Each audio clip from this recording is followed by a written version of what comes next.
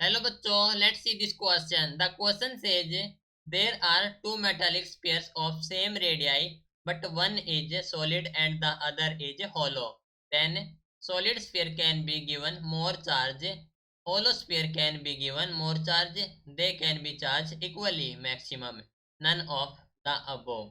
Question में कहा गया है कि यहाँ पर है two metallic sphere of same radii, लेकिन वन हमारे पास सॉलिड है एंड अदर है होलो. तो हमें बताना है कि solid sphere can have given more charge, या फिर होलो का मोर चार्ज होगा, या फिर चार्ज होगा इक्वली. सो इस क्वेश्चन के लिए हमारा की कॉन्सेप्ट यूज हो रहा है, that is the charge on sphere. Charge on sphere. ठीक है, तो हमारे पास एक मेटालिक स्फीयर है, मेटालिक स्फीयर है, एंड सेकंड वन हमारे पास एक सॉलिड स्फीयर. ठीक है, मेटालिक स्फीयर है लेकिन वन सॉलिड है एंड अदर होलो है. ठीक है, मेटालिक स्फीयर है, एक है हमारे पास से सॉलिड एंड एक हमारे पास से होलो. ठीक है, तो हम जानते हैं कि in case of metallic sphere,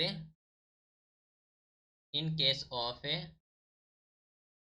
metallic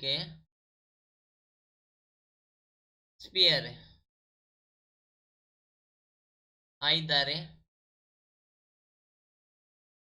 solid और होलो, सॉलिड हो या फिर होलो हो, और होलो, यानी कि जो चार्ज होगा on the surface of sphere वो होगा सेम है.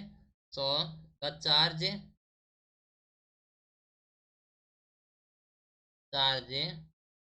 Will same on the surface of the sphere, on the surface of sphere. ठीक है, क्योंकि यहाँ पर जो बोथ स्फीयर है वो सेम सरफेस एरिया, यानी कि दोनों स्फीयर हमारे पास है, both sphere have same surface area, have same surface area. ठीक है, so they can hold equal maximum charge. So they can hold equal maximum charge,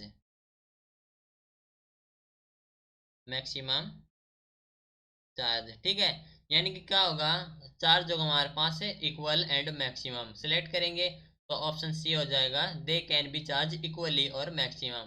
that means option C is the correct answer.